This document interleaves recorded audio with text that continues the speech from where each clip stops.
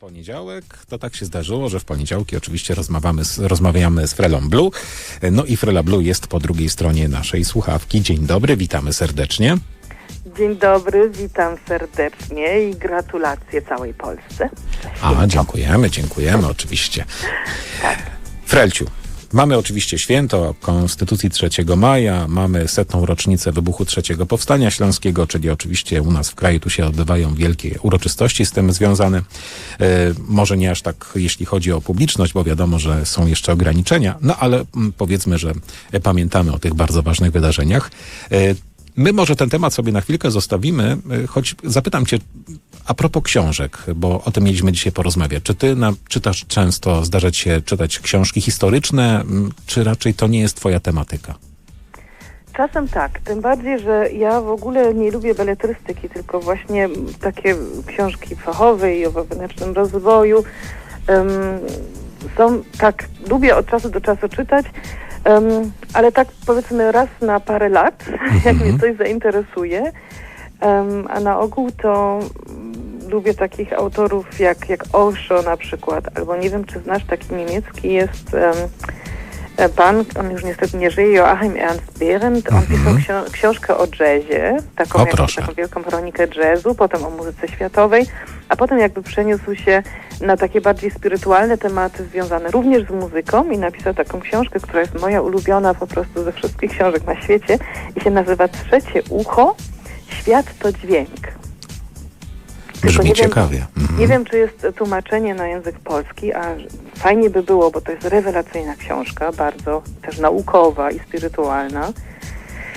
No, także ale ja na przykład też bardzo lubię czytać takie książki jak Kasia Miller, bo jest taka jedna z moich ulubionych, Instrukcja obsługi faceta na przykład. No dziękuję ci bardzo, wiesz. Ja myślałem, że ty powiesz, że jakiś romansidła lubisz czytać, no, że jakiś, wiesz, tam... Nie, w ogóle. Harlekiny się kiedyś czytało chyba, czy coś. Nie, jak jeździłam na taksówce, to potrafiłam się do drugiej w nocy skoncentrować na te książki, które mnie naprawdę interesują. Też lubię filozoficzne książki. Nietzsche uwielbiam, Stanisława Grofa lubię. Nawet takie jak William Blake, albo Jiddu Krishnamurti, uwielbiam. A potem tak druga godzina to koncentracja troszeczkę padała na pysk i dopiero wtedy się zabierałam na takie rzeczy jak Oscar Wilde albo Paulo Coelho. No tak. Znaczy ja powiem ci tak, jeśli chodzi o czytanie, to jakoś tak przyznaję się, chociaż ktoś powie, no każdy może powiedzieć, że z tym czasem to bywa kiepsko, ale ostatnio postanowiłem sobie przeczytać taką jakby historię klubu piłkarskiego. Notabene też pochodzącego oczywiście z Niemiec, czyli Bayernu Monachium. Bardzo fajna historia opowiadająca o tym, jak to wszystko wyglądało, jak ten klub powstawał.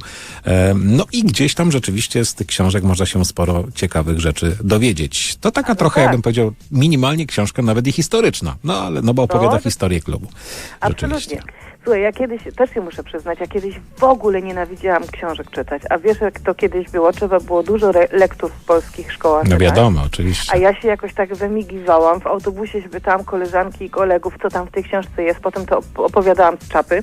Ale jedną książkę w całym moim dzieciństwie przeczytałam i to był Gustaw Borcinek, Łysek z pokładu Idy. I tylko dlatego, że czułem, że to powiesz. że to nie miało ani 30 stron. No to tam akurat dałam rady. A potem długie lata nie czytałam i praktycznie zaczęłam dopiero jak byłam w ciąży z moją pierwszą córką. I od tego czasu lubię czytać, bo po prostu odkryłam, że nie lubię beletrystyki, tylko właśnie takie książki, co mnie całkiem zajmą w głowie, dlatego że jak ja czytam jakieś romansidła, to ja odbiegam po prostu tak daleko myślami, że ja potem już w ogóle nie wiem, co czytam. No tak, rozumiem. To tak na zakończenie jeszcze naszej rozmowy.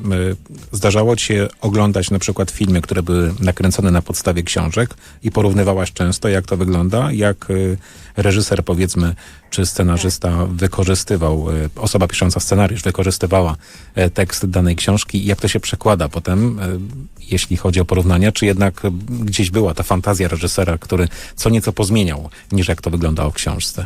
Wiesz, ja ci powiem to dosyć z takiego punktu widzenia fachowego, to nie jest fantazja reżysera, to jest po prostu technika nagrywania filmów, bo ja sama czytałam też książki, bo pisałam też różne i kabarety, i musicale też pisałam, i sztuki teatralne, także wiem troszeczkę coś na ten temat, że jak się przekłada z książki na film, to trzeba po prostu pozmieniać niektóre rzeczy, bo one nie funkcjonują tak jak w książce. I niestety ludzie potem właśnie tak porównowują, mówią, a książka była lepsza. Wiadomo, Otóż książka to, jest tak, lepsza. tak. Zawsze jest lepsza, bo ona się dzieje w głowie. To jest tak, jak czytasz książkę, to budzi się cała fantazja i po prostu sobie wszystko wyobraża każdy według swoich schematów przez okulary swoich takich filtrów osobistych. Tego nie da żaden reżyser na świecie dać radę tego odzwierciedlić.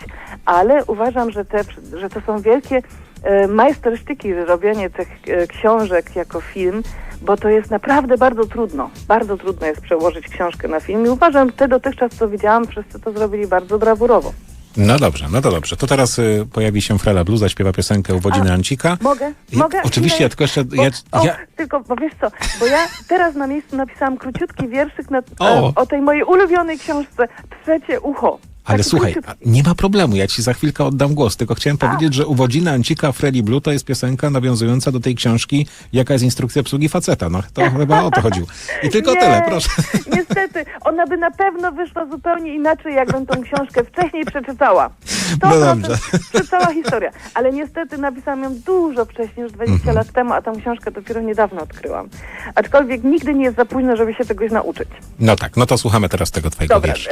O mojej ulubionej książce Trzecie ucho. Trzecie ucho, co mić słucho kaś na zadku i w dodatku też kosmiczny, fantastyczny słyszy klank i to blank. Świat brzmi cały, srogi, mały, czyli makro, jak planety, gwiazdy czy komety i malućki jak atomy, mikro, dyć jak elektrony. No bo wszystko ma frekwencja, całko nasza egzystencja. Nawet tukej Radio Fest 100,2 the best. No i delikatnie mówiąc mnie teraz już zatkało, więc musimy kończyć. Dziękuję ci bardzo, Frelu. Dziękuję serdecznie, życzę miłego dnia jeszcze dzisiaj i pięknego tygodnia. Pozdrawiamy wzajemnie, do usłyszenia. Pozdrawiam, pa, pa.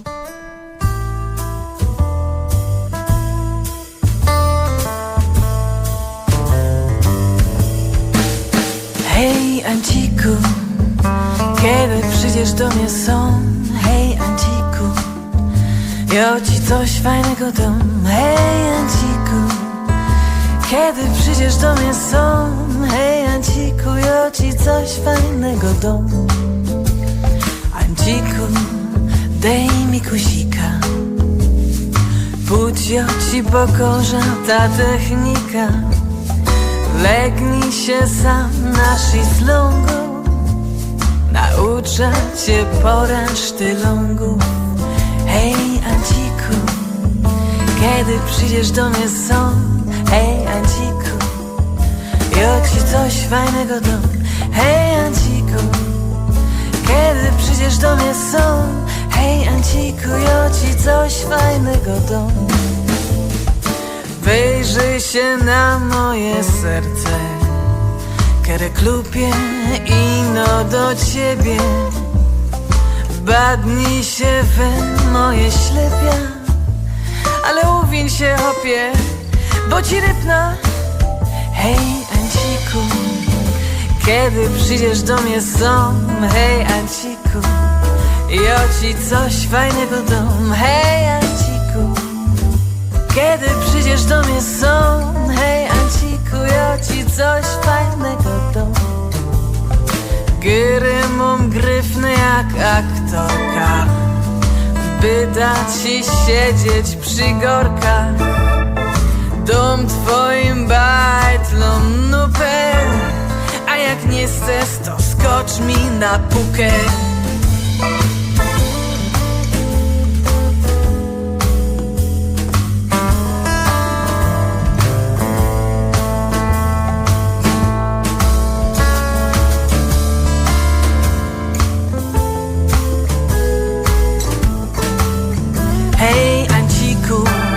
Kiedy przyjdziesz do mnie są?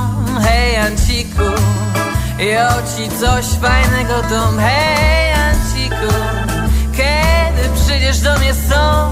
Hej, Anciku, ja ci coś fajnego dam. Hej, Anciku, ja ci coś fajnego dam. Hej, Anciku, ja ci coś fajnego dam.